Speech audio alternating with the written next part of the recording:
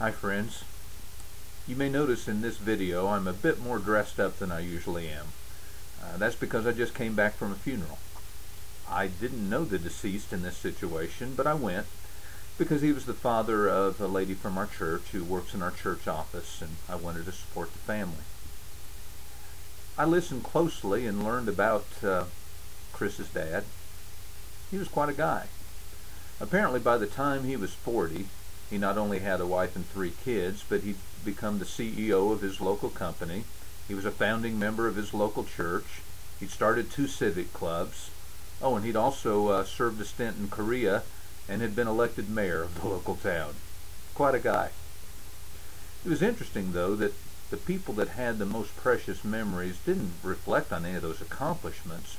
They talked about getting to know him and his character.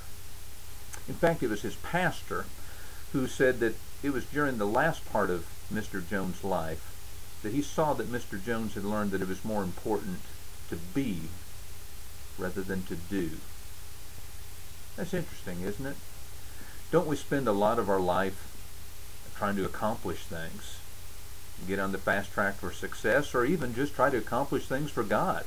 We work hard in his church and trying to do. But actually we have it backwards. God's will is for us to be filled with His Spirit and to let His Son Jesus work through our lives.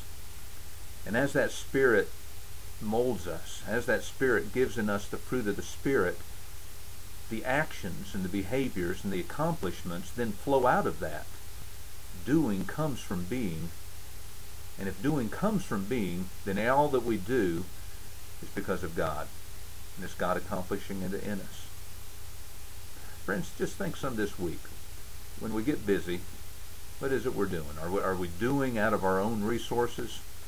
God would want us to rest in Him and be filled with His Spirit. Let's focus on being and let the doing take care of itself. God bless you.